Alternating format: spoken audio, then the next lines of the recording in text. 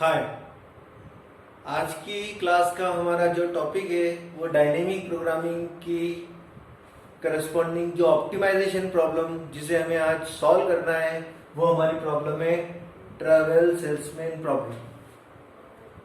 Travel salesman problem के अंदर हमें ये देखना है कि एक पर्टिकुलर स्टार्टिंग पोजीशन से कि वापस नंबर ऑफ पाथ्स पर होते हुए वापस उसी वर्टेक्स पर पहुंचने के लिए कितनी कॉस्ट डिटरमाइन होती है। उस कॉस्ट को हमें यहाँ इवेल्युएट करना है, हमें उस मिनिमम कॉस्ट को निकालना है।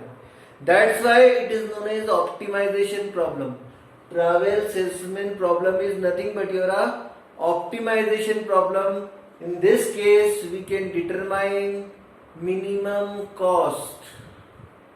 Now, here a bidirectional graph is given here for this particular problem. This bidirectional shows parallel edges. Bidirectional edges, what it shows? It shows parallel edges. It means what? To avoid number of edges. Now, one thing we have to understand that a path from 1 to 2 and 2 to 1, the cost of both of them may be same and may be different. यहां पर ये जो हमारा particular जो graph दिया हुआ है ये कंप्लीट ग्राफ शो कर रहा है। अब हमारे पास इसी पर्टिकुलर ग्राफ के करस्पॉन्डिंग मैट्रिक्स दिया हुआ है जो ये शो कर रहा है कि cost from vertex 1 to vertex 2 is given inside this adjacency matrix. तो यहां हमारे पास एडजेंसी मैट्रिक्स में हर एक वर्टेक्स से दूसरे वर्टेक्स की कॉस्ट दी हुई है। So in this case we have to understand this travel salesman problem. Now you solve this particular problem by using dynamic programming.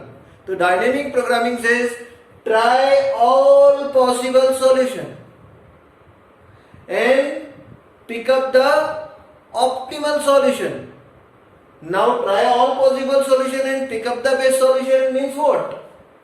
We have to start from any of the vertex. We can say any of the vertex as a starting vertex and cover all the vertex and returning back to the starting vertex, and the starting vertex will be any of the vertex जहां से हमने उस particular vertex पर शुरू किया था उसी vertex पर हमें वापस पहुंचना है। तो ट्रैवल सेल्समैन प्रॉब्लम क्या बोलता है कि एक पर्टिकुलर सेल्समैन ने जिस पर्टिकुलर पॉइंट से स्टार्ट किया उस पर्टिकुलर पॉइंट से जाने के लिए उसने जितना पाथ कवर किया है उस पाथ में उसे सारे वर्टेक्स कवर करना है और वापस से उसे उसी वर्टेक्स पर पहुंचना है जहां से वो स्टार्ट हुआ था।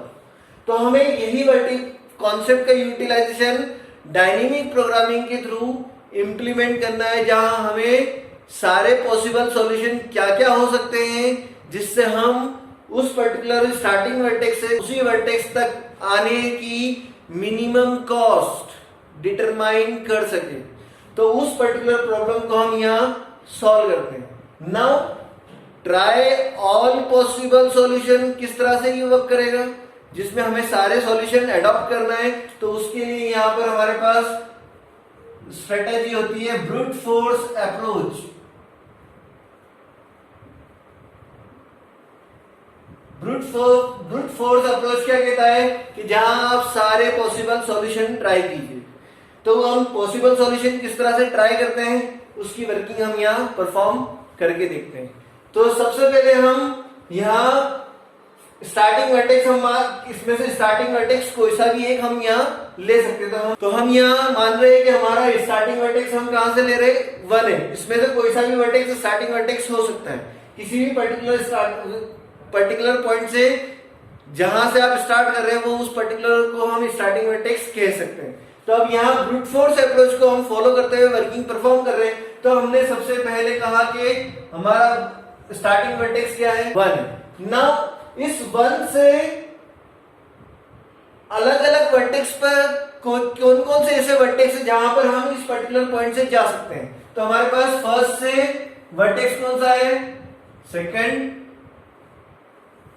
Third and fourth. These are the three possibilities, जहां से हम 1 से 2 पर भी जा सकते हैं, 1 से 3 पर भी जा सकते हैं, 1 से 4 पर भी जा सकते हैं। क्यों? क्योंकि ये हमारा कंप्लीट ग्राफ है। कंप्लीट ग्राफ में और अगेन हम बात करें कि वापस से 1 से 2 या 3 पर जाएगा या 4 जाएगा, ये सारे पर्टिकुलर वर्टेक्स को कवर करने के बाद उसे कहां जाना है? वापस 1 पर आना है। It means it is shows that it is a cycle. तो इस केस में हमें इस पर्टिकुलर प्रॉब्लम को किस तरह से डिस्कस करना है उसको यहाँ हम देखते हैं। तो हमने स्टार्टिंग वर्टेक्स क्या लिया? 1। नाउ द पॉसिबल वर्टेक्स जहां से हम ट्रेवल कर सकते हैं, या particular cell person travel, it can be move towards second vertex, maybe it will be a third vertex, maybe it will be a fourth vertex. Now what are the possibility after 2? After second vertex what are the possibilities? No, second vertex के बाद उसके पास possibility क्या है कि वो second से third पे भी जा सकता है, second से fourth पे भी जा सकता है। तो अब उस केस में क्या हमें वो पॉसिबिलिटी निकालना है ना? अगेन 4 से उसको कहा जाना है 1 पर जाना है। हमें एक साइकिल कंप्लीट करना है जिसमें हमारे सारे वर्टेक्स कंप्लीट होना चाहिए। तो हमने फर्स्ट से सेकंड पे गए, तो हमारे पास बचे रिमेनिंग वर्टेक्स कितने हैं? 3 एंड 4। यहां से 2 से जाने के बाद हमारे पास कौन कौन से वर्टेक्स बाकी है? 2 से 3 पे भी जा सकता है और 4 पे भी जा सकता है। नाउ फर्स्ट हो गया, सेकंड हो गया, सेकंड जाने के बाद थर्ड पर। अब थर्ड से के बाद कौन सा रिमेनिंग वर्टेक्स बचता है? तो उसके बाद रिमेनिंग वर्टेक्स बचता है कौन सा? 4, क्योंकि फर्स्ट से हम सेकंड पर विजिट कर लिए, सेकंड से थर्ड पर विजिट कर लिए, थर्ड से फोर्थ पर विजिट कर लिए। अब फोर्थ से वापस से कौन से वर्टेक्स पे जाना है? फर्स्ट वर्टेक्स पर। तो हमारा जो लास्ट वर्टेक्स होगा क्या होगा? Returning back to first vertex. तो हम इसको भी जरा स्किप करते हैं, आगे इसकी कंटिन्यूएशन मिलेंगे ना। अगर फर्स्ट से सेकंड पर आए, सेकंड से फोर्थ पे गए, तो हमारे पास कौन सा रिमेनिंग वर्टेक्स बचा? थर्ड वर्टेक्स बचा। नाउ अगेन इस पर्टिकुलर प्रॉब्लम को सॉल्व करने के बाद हम इस पर जाते हैं कि अगर वो फर्स्ट से स्टार्ट करते हुए थर्ड वर्टेक्स पे जाता है, तो थर्ड वर्टेक्स पर जाने के बाद उसके पास और कौन सी पॉसिबिलिटीज है जहां वो मूव कर सकता है? तो इस केस में थर्ड के बाद हमारे पास कौन सा है? सेकंड भी हो सकता है कि फर्स्ट से थर्ड पर मूव हुआ, थर्ड से सेकंड पे भी मूव हो सकता है। अगेन फर्स्ट से थर्ड पर, थर्ड से सेकंड पे मूव हो सकता है। अगेन फर्स्ट से थर्ड से फिर वो कहां मूव हो सकता है? फोर्थ पे भी जा सकता है। तो इस केस में हमारे पास नेक्स्ट पॉसिबिलिटी कौन सी है? Fourth. Now after second what are the remaining vertex? 1 3 2 cover हो चुका है, तो 1 3 2। Now the next vertex will be 4। So इस केस में हमारा जो लास्ट नेक्स्ट वर्टेक्स बचेगा वो कौन सा है? 4। नाउ इसके बाद नेक्स्ट अगर हमने कवर किया 1 3 4, तो what will be the remaining vertex? 1 3 4। तो it will going towards second vertex. So now the next vertex will be second vertex. Now after that, if it choose the path from 1 to 4, we are discussing all the possibilities. तो यहाँ पर हमें क्या करना है? 1 से 4 पर जाए, तो 1 से 4 पर गए, तो 1 से 4 पर जाने के बाद कौन कौन सी पॉसिबिलिटी है कि 4 से 3 पर भी जा सकते हैं, 4 से 2 पर भी जा सकते हैं। तो 4 से 2 पर गए और 4 से 3 पर गए। अब 1 से 4 पर, 4 से 2 पर, तो what are the remaining vertex after 2? तो हम 1 से 4 पर गए, 4 से 2 पर गए, तो नाउ 2 से 3 पर आना है। तो इस केस में हमारे पास नेक्स्ट ऑप्शन क्या है? थर्ड वर्टेक्स है। नाउ अगेन 1 से 4 पर गए, 4 से थर्ड पर गए, तो थर्ड पर से बाद रिमेनिंग वर्टेक्स क्या बचेंगे हमारे पास? हमारे पास रिमेनिंग वर्टेक्स बचेगा सेकंड। नाउ इन सारे वर्टेक्स के कवर करने के बाद उस पर्टिकुलर सेल्समैन को, सेल्स पर्सन को कहां जाना है वापस? It moves back to the starting vertex. तो हमारा जो कॉन्सेप्ट है कि it will cover the cycle, जहां से वो स्टार्ट हुआ है, it will cover all the vertex and find out the path which will show the minimum cost. तो अब इस केस में हर वर्टेक्स के ऊपर पहुंचने के बाद उसको आखिरी वर्टेक्स वापस क्या करना है? Returning back to starting vertex 1, क्योंकि हमने स्टार्टिंग वर्टेक्स इस केस में क्या लिया है? 1 लिया है, तो उसको वापस से मूव बैक कहां करना है? फर्स्ट वर्टेक्स पर। तो हमने इस केस में यहाँ पर सारे वर्टेक्स को जो शो किया है, it will show that start from this way, in that case after completing it will returning back to the starting vertex. तो इस केस में हमने ये हमारा जो पर्टिकुलर ग्राफ किया, अब इस केस में हम हर पर्टिकुलर पाथ के करस्पॉन्डिंग कॉस्ट को डिटरमाइन करते हैं। नाउ हम स्टार्ट करते हैं फर्स्ट वर्टेक्स पे। तो हमें फर्स्ट वर्टेक्स पे पता है कि इसकी कॉस्ट कितनी होगी, क्योंकि हम स्टार्टिंग वर्टेक्स पे, तो ये 0 है। नाउ अब इस फर्स्ट वर्टेक्स से जाना है सेकंड वर्टेक्स पर। नाउ फर्स्ट वर्टेक्स से या तो थर्ड वर्टेक्स पे जाएंगे, या इस फर्स्ट पर्टिकुलर वर्टेक्स से कहां पर जाना है, फोर्थ वर्टेक्स पर। तो now the problem is too much big. First of all we have to determine all the cost. So in this scenario it is a big problem. So in this case how can we determine? So in this scenario we can use the approach bottom to top. हम यहाँ bottom से top की तरफ move करेंगे और हम cost determine करते आएंगे via using adjacency matrix. So अब इस केस में हम देखेंगे कि हम फर्स्ट ऑफ ऑल हम स्टार्ट करते हैं कि स्टार्टिंग वर्टेक्स हमारा कौन सा है, फोर्थ वर्टेक्स है। तो अब हमारा स्टार्टिंग फोर्थ वर्टेक्स पे, तो हमें फोर्थ वर्टेक्स से कहां पे जाना है, क्योंकि ये हमारा आखिरी वर्टेक्स है, तो लास्ट वर्टेक्स से हमें वापस कहां मूव करना है, फर्स्ट वर्टेक्स। तो हम यहां देखेंगे कि फोर्थ वर्टेक्स से फर्स्ट वर्टेक्स तक जाने की कॉस्ट कितनी है। तो फोर्थ वर्टेक्स से फर्स्ट वर्टेक्स तक जाने की कॉस्ट कितनी है, 8 है। तो हमने इसकी करस्पॉन्डिंग कॉस्ट डिटरमाइन करी 8। सी हमारा रिप्रेजेंट कर रहा है कॉस्ट को। नाउ अगेन इस पर्टिकुलर अब हमारे पास नंबर ऑफ रिमेनिंग वर्टेक्स है, तो हमारे पास अब कौन सा वर्टेक्स है, थर्ड है। तो थर्ड से फर्स्ट तक जाने की कॉस्ट कितनी है, तो थर्ड से फर्स्ट तक जाने की कॉस्ट हमारे पास 6 है। तो हमने इस केस में हमारी कॉस्ट निकाली 6। फोर्थ से 1 पर जाने की कॉस्ट हम निकाल चुके हैं, तो वो कितनी है हमारे पास, 8 है। Again number of time same thing will be again and again come. तो हम हर एक बार उसका सॉल्यूशन नहीं निकालेंगे, एक बार उसका सॉल्यूशन निकल गया तो हम वापस उसी को यूटिलाइज बार बार करते आएंगे। अब सेकंड वर्टेक्स पे देखें, तो सेकंड से फर्स्ट पे जाने की कॉस्ट कितनी है, तो सेकंड से फर्स्ट पे जाने की कॉस्ट 5 है। तो हमने इसकी कॉस्ट निकाली 5। नाउ अगेन थर्ड से फर्स्ट पे जाने की कॉस्ट हम ऑलरेडी यहाँ निकाल चुके हैं, तो वो कितनी थी, जो कि हमारे एजेंसी मैट्रिक्स में स्पेसिफाइड है। तो ये हमारी कॉस्ट कितनी है, 6 है। अगेन 6 से 1 पे जाने की कॉस्ट अभी यहाँ पे हमने निकाली, तो वो कितनी है, 5। तो अगेन यहाँ पर हमने जब अगर यूजर इस पर्टिकुलर पाथ को फॉलो करता है, या इस पाथ को फॉलो करता है, इस पाथ को फॉलो करता है, तो इसमें से एक किसी पर्टिकुलर वर्टेक्स पर जाने के बाद उसको वापस स्टार्टिंग वर्टेक्स पर जाने की कॉस्ट कितनी होगी, वो हमने यहाँ 1 by 1 डिटरमाइन की। नाउ द नेक्स्ट थिंग, अब हम अगर थर्ड वर्टेक्स पर हम एक लेवल ऊपर जाए और उस लेवल से जाकर फोर्थ पर जाने के बाद बस फर्स्ट वर्टेक्स पर वापस जाए, तो उसकी कॉस्ट कितनी निकलेगी, तो वो हमें यहाँ डिटरमाइन करना है। तो हमने यहाँ क्या किया कि अब हमें थर्ड से फर्स्ट तक जाने की, मतलब थर्ड से फोर्थ तक जाने की कॉस्ट कितनी है, तो हमने थर्ड से फोर्थ तक जाने की कॉस्ट निकाली। तो थर्ड से फोर्थ तक जाने की कॉस्ट कितनी है, ये हमारा थर्ड है और ये हमारा फोर्थ है। तो इस केस में हमारी कॉस्ट कितनी है, 12। तो हमने ये 12, ये थर्ड से फोर्थ तक जाने की कॉस्ट है। तो इस केस में हमारे पास ये जो 12 निकल रहा है, उसको हमें 4 से 1 तक जाने की कॉस्ट कितनी है, 8 है। तो 12 + 8, तो इसकी कॉस्ट कितनी निकली, 20 निकली। नाउ अगेन इस पर्टिकुलर काम जाने के बाद हम इसी लेवल में मूव करते आएंगे।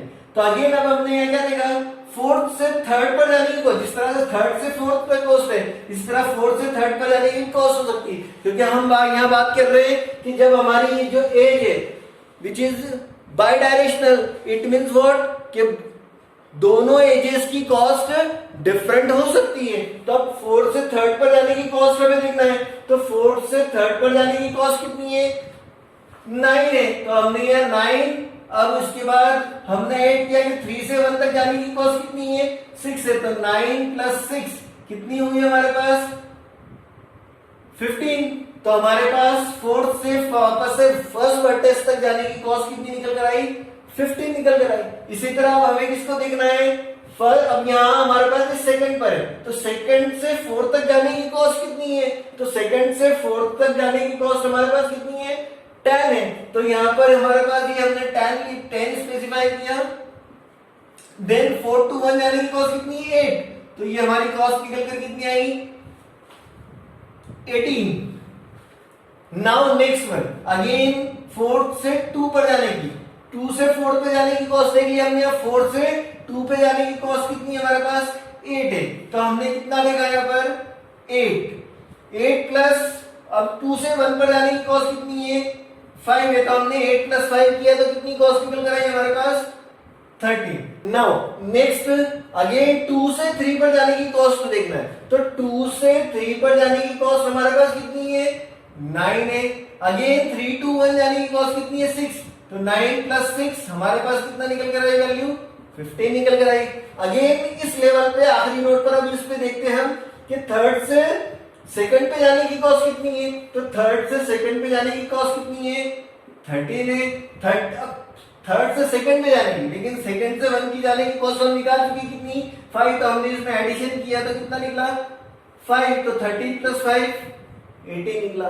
अब इस तरीके से हमने इस पर्टिकुलर लेवल पर नंबर ऑफ नोड्स के लिए कॉस्ट डिटरमाइन करी कि हर पर्टिकुलर वैल्यू पर कॉस्ट कितनी होगी। Now the next thing we already discussed in the introduction of dynamic programming is what we are using principle of optimality. We have to perform sequence of decision.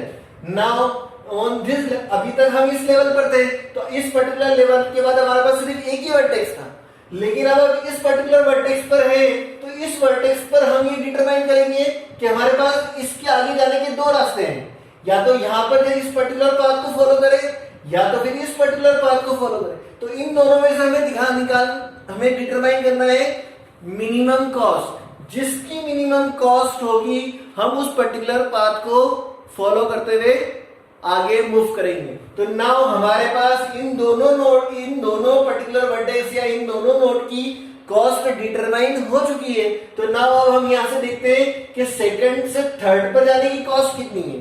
तो हम देखते हैं second से third पर जाने की कॉस्ट हमारे पास क्या है, 9 है। नाउ थर्ड से फर्स्ट पर जाने की कॉस्ट हमारे पास कितनी है, 20। तो 9 प्लस 20, तो इसका हमारे पास वैल्यू कितना निकला, 29। अगेन अब हम इस पर्टिकुलर पाथ को फॉलो करते हुए देखते हैं कि इसकी करस्पॉन्डिंग हमारी कॉस्ट क्या डिटरमाइन होती है।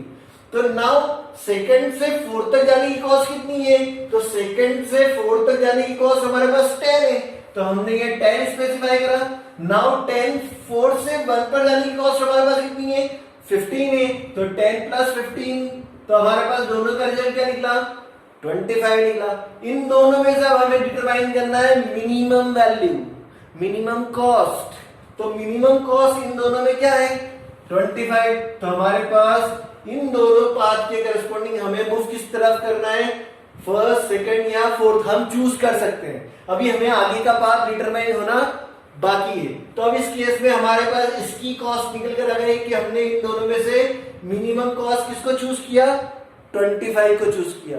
नाउ द नेक्स्ट वन, अब हम इसी तरह सिमिलरली इस डायरेक्शन में मूव करेंगे। तो नाउ हम इसी लेवल पर एक लेवल अप गए, अब सेकंड के बाद हम किस पे गए, हम थर्ड वर्टेक्स की तरफ। अब थर्ड से अगेन हमारे पास 2 पाथ हमें विजुअलाइज हो रहे हैं। तो थर्ड से सेकंड पे जाने की कॉस्ट या थर्ड से फोर्थ पर जाने की कॉस्ट। तो थर्ड से सेकंड पे जाने की कॉस्ट कितनी है, थर्ड से सेकंड पे जाने की कॉस्ट हमारे पास 13 है। सेकंड से 1 पर जाने की कॉस्ट हम डिटरमाइन कर चुके हैं कितनी, 18। तो 13 प्लस 18 कितना होगा, हमें कितना निकल कर आएगा, हमारे पास 31 निकलेगा। Now again if we follow the path of this one, so अब यहाँ पर हमने 3 से 4 पर जाने की कॉस्ट क्या है, 3 से 4 पर जाने की कॉस्ट हमारे पास 12 है। नाउ 4 से 1 पर जाने की कॉस्ट हमारे पास कितनी है, 13 है। तो 12 प्लस 13 25। तो इस तरीके से अब इन दोनों में अगेन मिनिमम कौन सा है, 25। तो इस केस में हमने ये डिटरमाइन किया कि हमें कौन सा पाथ फॉलो करना है जो भी हमारा मिनिमम होगा। तो हमारा यहाँ क्या निकल कर आया, 25 निकल कर आया। नाउ अगेन हम इस पर्टिकुलर इसी लेवल पर नेक्स्ट वर्टेक्स फोर्थ वर्टेक्स पर की तरफ बढ़े। तो फोर्थ से सेकंड पे जाने की कॉस्ट कितनी है वो हम यहाँ इस मैट्रिक्स के थ्रू डिटरमाइन करेंगे। तो फोर्थ से सेकंड पे जाने की कॉस्ट हमारे पास कितनी है, 8 है। देन सेकंड से फर्स्ट पे जाने की कॉस्ट हम डिटरमाइन कर चुके हैं, क्या है वो, 15। तो 8 प्लस 15, अगेन 8 प्लस 15 कितना हुआ हमारे पास, 23। नाउ अगेन फोर्थ से थर्ड पर जाने की कॉस्ट हमें डिटरमाइन करना है। तो फोर्थ से थर्ड पे जाने की कॉस्ट कितनी है 9 प्लस थर्ड से फर्स्ट तक जाने की हम कॉस्ट डिटरमाइन कर चुके हैं, वो कितनी है हमारे पास 18। तो 9 प्लस 18 किया तो हमारे पास कॉस्ट निकल कर आई 27। अब इन दोनों में से हमें चूज करना है कि कौन सी मिनिमम है, तो इन दोनों में से मिनिमम होगा 23। Again same thing we already follow for second third fourth. अब हमारे पास स्टार्टिंग वर्टेक्स जो है उस वर्टेक्स की कॉस्ट हम डिटरमाइन करते हैं सेम वे। अगेन हमारे पास three sequence of decision we are having, on the basis of that we determine the minimum cost at vertex 1. so one vertex same procedure हम फर्स्ट वर्टेक्स के लिए follow करते हैं। तो हमारे पास फर्स्ट से सेकंड तक आने की कॉस्ट क्या डिटरमाइन हुई, सेकंड से फर्स्ट वर्टेक्स तक जाने की कॉस्ट हम निकाल चुके हैं 25। नाउ फर्स्ट से सेकंड तक जाने की कॉस्ट कितनी है, हमारे पास फर्स्ट से सेकंड तक वर्टेक्स जाने की कॉस्ट 10 है। तो हमने यहाँ निकाला 10 और प्लस 2 से फर्स्ट देर तक के डिटरमाइन कर चुके कि मिनिमम कितना है 25। तो हमने 10 प्लस 25 एक ही वर्टेक्स वैल्यू निकाली जिसकी वैल्यू हमारे पास निकल कर आ रही है 35। नाउ फर्स्ट से थर्ड तक जाने की कॉस्ट, तो फर्स्ट से थर्ड तक जाने की कॉस्ट कितनी है 15 है। तो 15 थर्ड से फर्स्ट तक जाने की कॉस्ट हम निकाल चुके हैं कितनी 25। तो 15 प्लस 25 तो ये हमने निकाला, तो यहाँ पर हमारे पास निकल कर आ रहा है 40। नाउ अगेन फर्स्ट से फोर्थ तक जाने की कॉस्ट कितनी है, तो फर्स्ट से फोर्थ तक जाने की कॉस्ट हमारे पास 20 है।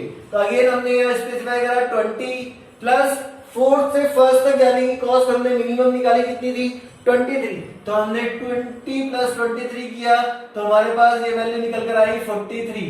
Now we are having three values 35, 40 and 43.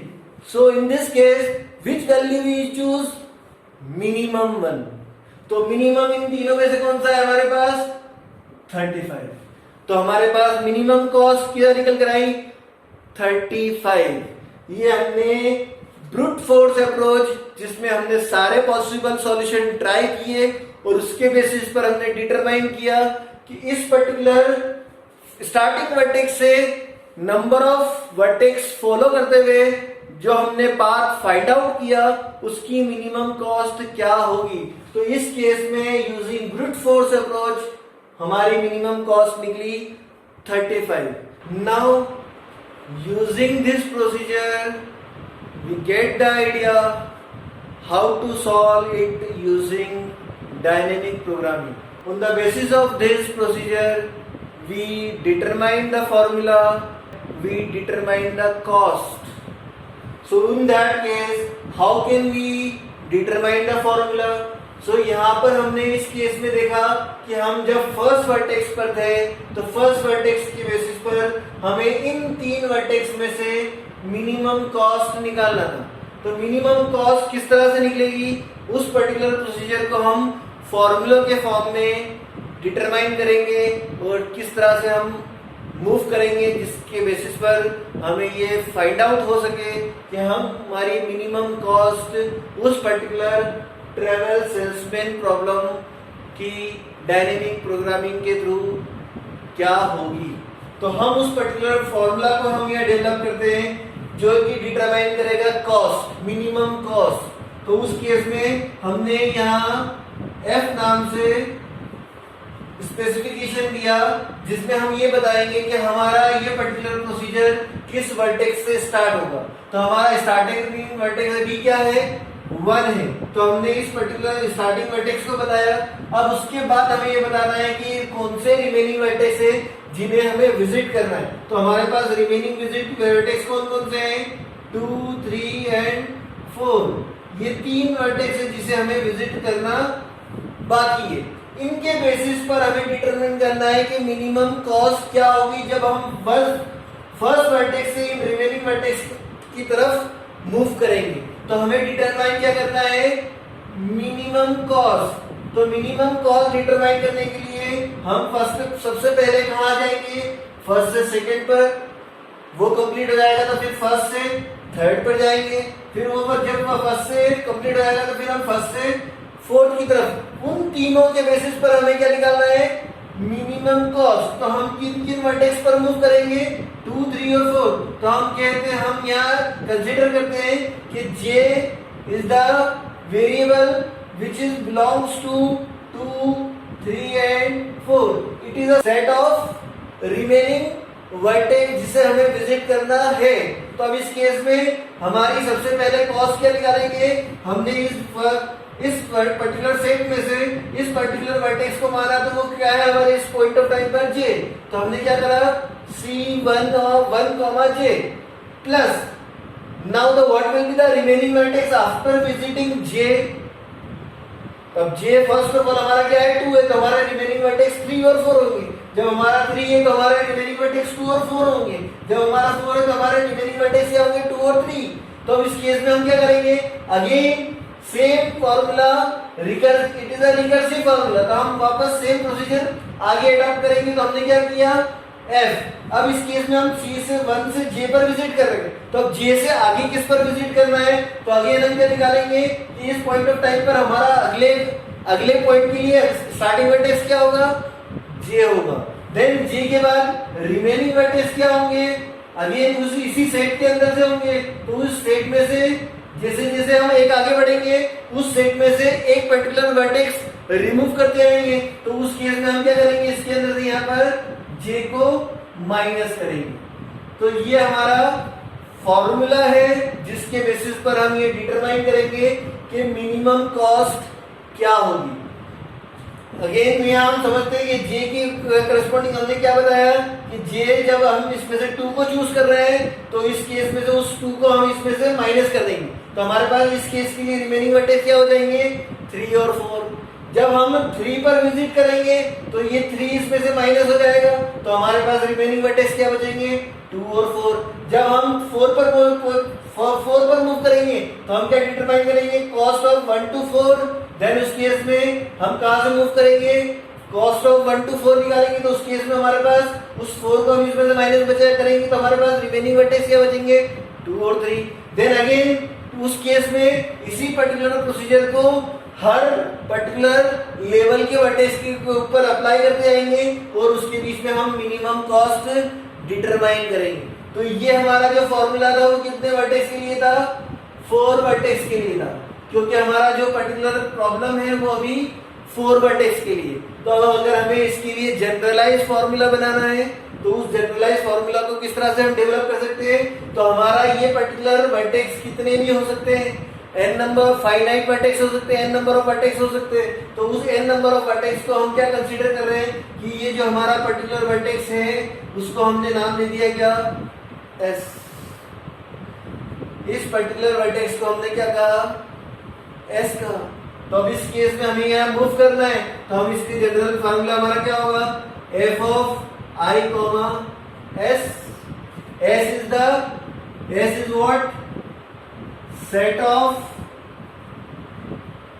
vertex and I is the starting vertex। I क्या रिप्रेजेंट कर रहा है, हमारा स्टार्टिंग वर्टेक्स रिप्रेजेंट कर रहा है। देन इसके करस्पॉन्डिंग हमारा इसमें मिनिमम, वापस मिनिमम क्या होगा, j बिलोंग करेगा किसको, इस s सेट को बिलोंग करेगा। और उसकी बेसिस पर हम डिटरमाइन करेंगे c of I, j। Then plus f of j, s minus उस जिस वर्टेक्स को हमने विजिट किया है उसको हम उसमें से माइनस करेंगे। This is the general formula, to determine the minimum cost. ये हमारा फॉर्मूला हमारी इस पर्टिकुलर प्रॉब्लम के करस्पॉन्डिंग था जो 4 वर्टेक्स के लिए था।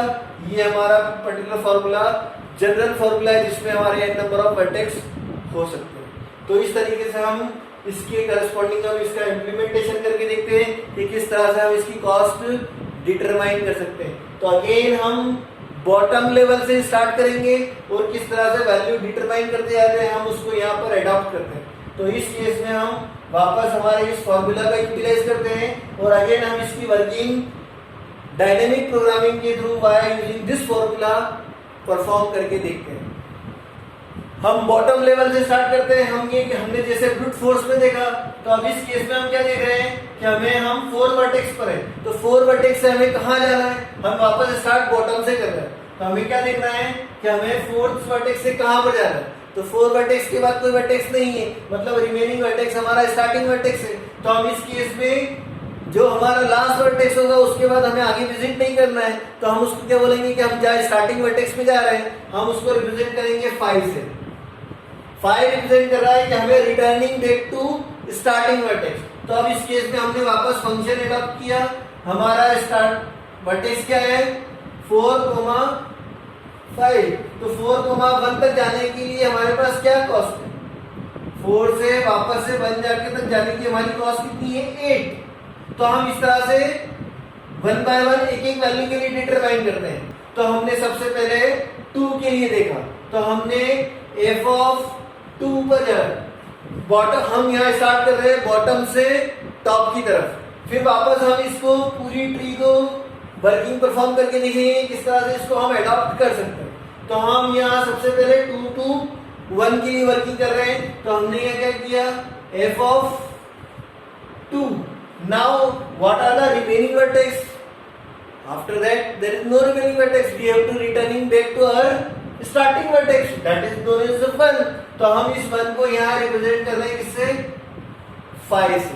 5 रिप्रेजेंट कर रहा है कि 2 के बाद हमारा जो रिमेनिंग वर्टेक्स है वो हमारा स्टार्टिंग वर्टेक्स है। तो 2 से 5 तक जाने 2 से 1 तक वर्टेक्स जाने की कॉस्ट कितनी है 5 है।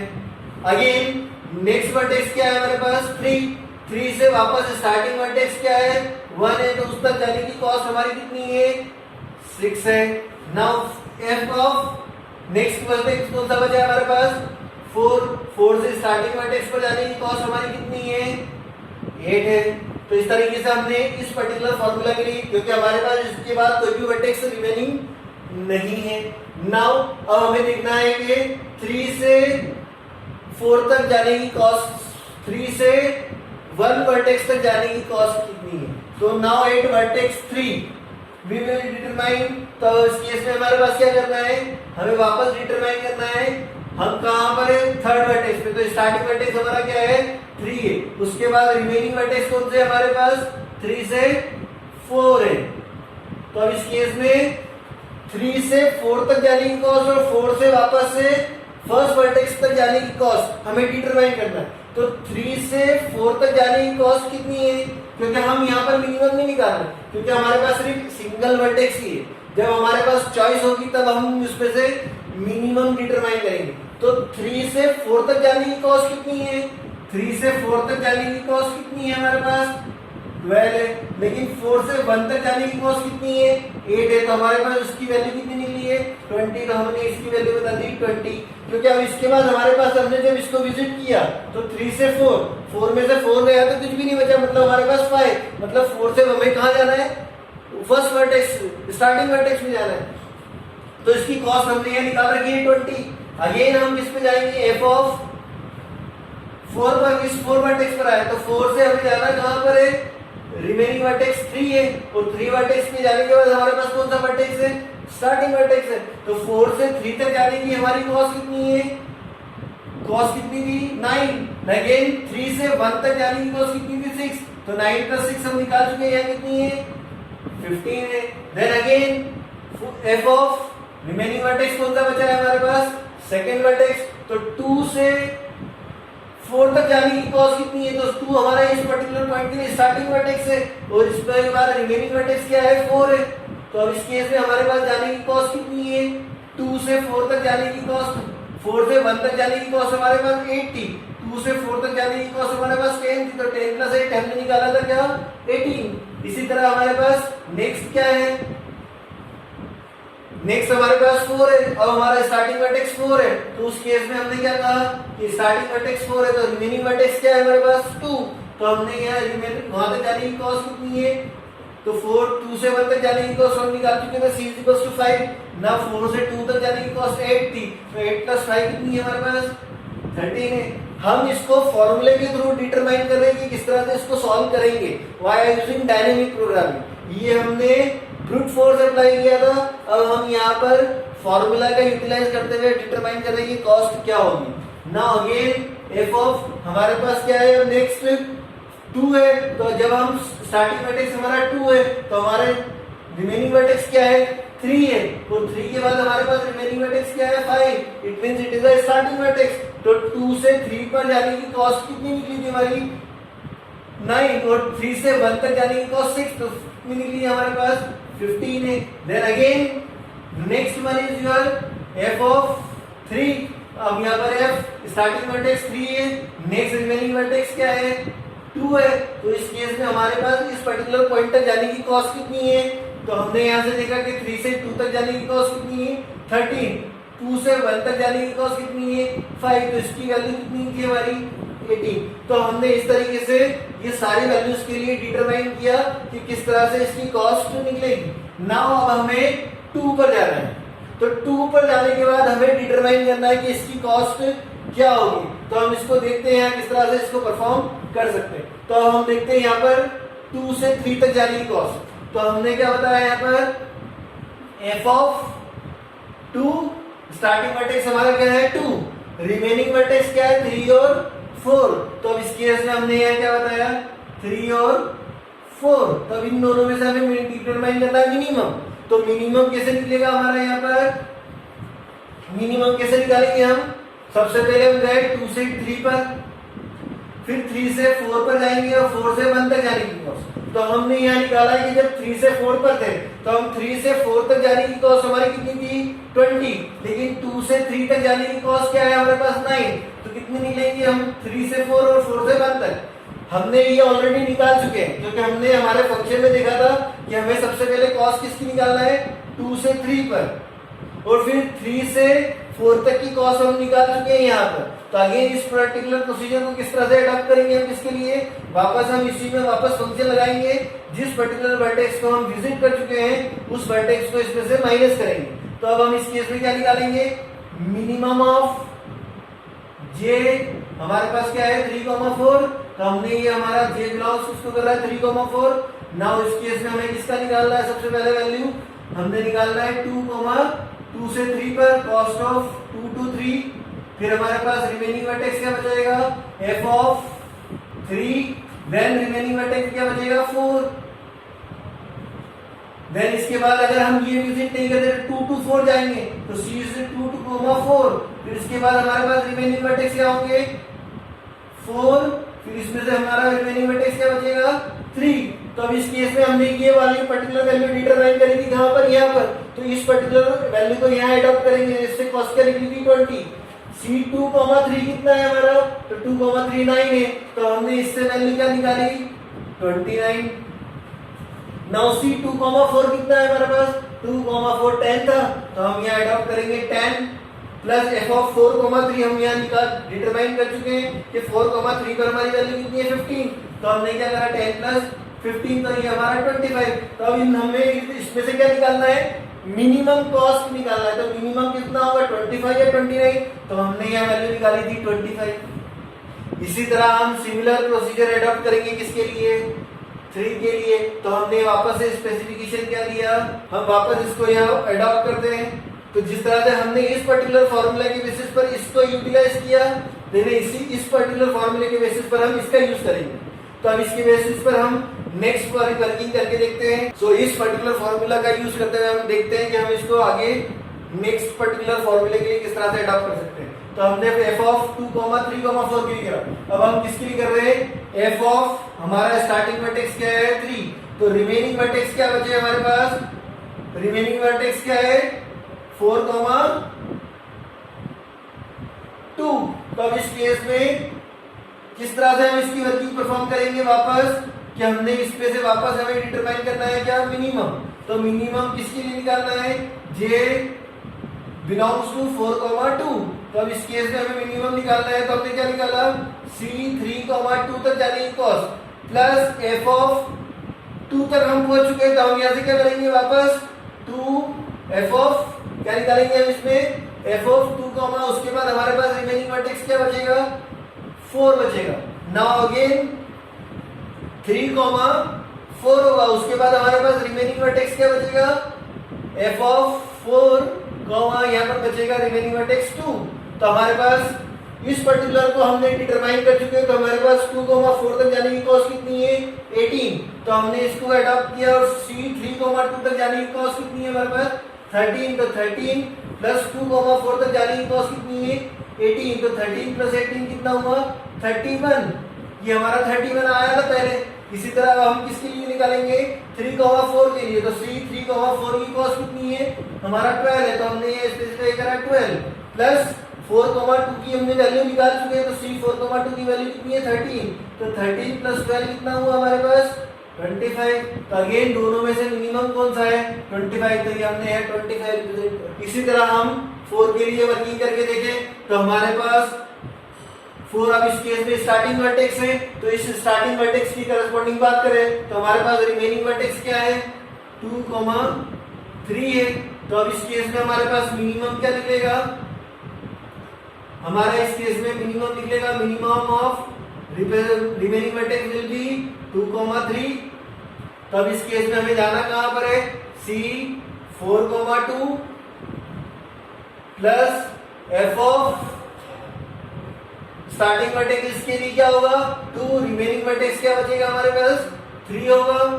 अगेन नेक्स्ट वर्टेक्स क्या होगा, C 4,3 हो सकता है प्लस f ऑफ 4,3 के बाद हमारे पास रिमेनिंग वर्टेक्स क्या होगा, क्योंकि अब इसका स्टार्टिंग वर्टेक्स 3 है। तो उसके बाद रिमेनिंग वर्टेक्स उसमें क्या बचेगा हमारे पास, 2 बचेगा। तो अब इन दोनों के केस में हमने C 4,2 पर गए। तो C 4,2 पर हमारी कॉस्ट क्या है, 8 है। तो हमने यहाँ इसकी करस्पॉन्डिंग 8 स्पेसिफाई करी। नाउ 2 और 3 के लिए हम ऑलरेडी डिटरमाइन कर चुके हैं। तो 2 और 3 के लिए हमारे पास कॉस्ट कितनी निकली थी, 15। तो 8 प्लस 15 कितना निकला हमारे पास, 23। नाउ अगेन C 4,3 के लिए हमारी कॉस्ट कितनी है, 4,3 पर 8 कितनी है, 9 है। तो हमने ये 9 स्पेसिफाई किया। f ऑफ 3,2 की हम वैल्यू निकाल चुके हैं। तो वो क्या है हमारे पास, 18। तो हमने यहाँ 18 स्पेसिफाई करा, इन दोनों की वैल्यू निकाली। तो 9 प्लस 18 कितना हुआ हमारे पास, 27। अगेन हमारे पास ये वैल्यू यहाँ पर भी आ रही थी, 27 और 23। इन दोनों का मिनिमम, क्योंकि हम यहाँ हर बार क्या बता रहे कि इन दोनों में से मिनिमम क्या होगा, तो उस मिनिमम को हम यहाँ से डिटरमाइन करेंगे। तो हमारा इस केस में मिनिमम क्या निकला, 23। अब इन 3 फॉर्मूला का अडॉप्ट करते हुए हम 1 की कॉस्ट डिटरमाइन करेंगे। इस फर्स्ट वर्टेक्स की कॉस्ट डिटरमाइन करेंगे। तो फर्स्ट की कॉस्ट किस तरह से डिटरमाइन होती है हम यहाँ करके देखते हैं। अब हम फर्स्ट वर्टेक्स से डिटरमाइन करते हैं। तो हमारा इनिशियल वर्टेक्स क्या है, फर्स्ट है। रिमेनिंग वर्टेक्स क्या है, 2, 3, 4 है। नाउ अब इस केस में हमें डिटरमाइन करना है मिनिमम कॉस्ट। तो मिनिमम कॉस्ट कहां से, j बिलोंग्स टू 2, 3 एंड 4। तो अब इस केस में हमें डिटरमाइन करना है मिनिमम। तो हम सबसे पहले विजिट करते हैं 1,2। तो C 1,2 पर है। C 1,2 पर होने के बाद रिमेनिंग वर्टेक्स क्या है हमारे पास, क्या है वर्टेक्स हमारे पास, 2। और रिमेनिंग वर्टेक्स क्या बचेंगे, 3 और 4। और उसमें से हम माइनस क्या करेंगे, जिसको हमने विजिट कर लिया, कौन सा, 2 को विजिट कर चुके, तो वो माइनस हो चुका। तो रिमेनिंग वर्टेक्स हमारे ये बचे, क्योंकि हमने हमारे फॉर्मूले में देखा था कि जिसको हमने विजिट कर लिया उसको इसमें से माइनस कर लिया। तो हमारे पास इनिशियली 2, 3, 4 था, उसमें से 2 माइनस हुआ तो कितना बचा, 3 और 4। इसी तरह हमारे पास नेक्स्ट और क्या हो सकता है, हम 2 को ना लेते हुए हम कहाँ विजिट करेंगे, 1 से 3 पर विजिट करेंगे। तो हमने कॉस्ट ऑफ 1,3 बताया। अब इस केस में अगेन हमारे पास नेक्स्ट वर्टेक्स क्या है, 3। तो ये स्टार्टिंग वर्टेक्स हो गया। रिमेनिंग वर्टेक्स क्या है, 3, 2 और 4 है। तो हमारा ये रिमेनिंग वर्टेक्स हो गया। अगेन हम 1 से 4 पर विजिट करेंगे। तो 1 से 4 तक विजिट करने की कॉस्ट हमारी कितनी है, और उसके बेसिस पर हम रिमेनिंग वर्टेक्स पर की तरफ मूव करेंगे। तो रिमेनिंग वर्टेक्स हमारा क्या है, 4। अब अगले के लिए स्टार्टिंग वर्टेक्स 4 होगा। तो रिमेनिंग वर्टेक्स इसके लिए क्या होंगे, 2 और 3 होंगे। तो ये हमने इस तरह से अडॉप्ट किया। तो ये हमारे 3 वैल्यू मिली। इन तीनों में वैल्यू के बेसिस पर हम कॉस्ट डिटरमाइन करेंगे। तो हमें सबसे पहले डिटरमाइन करना पड़ेगा कि C 1,2 की कॉस्ट कितनी है। तो 1,2 की कॉस्ट हमारे पास क्या है, 10। तो हमने यहाँ स्पेसिफाई करा 10। इस पर्टिकुलर की कॉस्ट हम निकाल चुके हैं, कौन सी, f ऑफ 2, 3, 4। तो f ऑफ 2, 3, 4 में मिनिमम क्या था, 25 या 29, तो हमारा था 25, तो इससे वैल्यू क्या निकल कर आई 25 प्लस 10 35। देन अगेन C1,3 की बात करें तो C1,3 की कॉस्ट कितनी है 15 है, तो हमने ये स्पेसिफाई करा 15। नाउ अगेन हमारे पास जो नेक्स्ट कॉस्ट है वो क्या है f of 3 q, 2, 4, तो हमने f of 3, 2, 4 निकाला था, कहां पर है वो हमारा यहाँ पर इस तरीके से वर्किंग हमने परफॉर्म करी थी, या 4, 2 लिख दो या 2, 4। तो अब इस केस में हमारे पास इसकी मिनिमम कॉस्ट क्या निकली थी 31 या 25, तो हमारे पास इसकी वैल्यू क्या निकली थी 25, तो इसका रिजल्ट क्या निकला 25 प्लस 15 40। अगेन C1,4, तो C1,4 की कॉस्ट कितनी है हमारे पास 20, तो हमने यहाँ स्पेसिफाई करा 20। इस पर्टिकुलर मैट्रिक्स की वैल्यू, इस पर्टिकुलर फॉर्मूले की हम वैल्यू डिटरमाइन कर चुके हैं कहां पर f of 4, 2, 3। तो इस केस में हमारे पास इन दोनों में मिनिमम कॉस्ट क्या निकली थी 27 या 23, तो 23 निकली थी, तो हमने इस वैल्यू को यहाँ स्पेसिफाई करा, तो 20 प्लस 23 43। अब इसकी बेसिस पर हमें क्या निकालना है उसकी मिनिमम कॉस्ट, तो 35 40 या 43, तो अब इस केस में हमारे पास मिनिमम कॉस्ट क्या निकली 35। So this is the way, on the basis of dynamic programming formula, you can determine the cost, minimum cost. You can follow this procedure and find out the solution. Without using this tree, you can use this adjacency matrix, and one by one you can move from bottom to top and determine the value, and again move in forward direction and use previous formula, previous value, and adopt this value into a next value and determine the solution, optimal solution. So this is the way you can perform travel salesman problem via using dynamic programming. Thank you so much.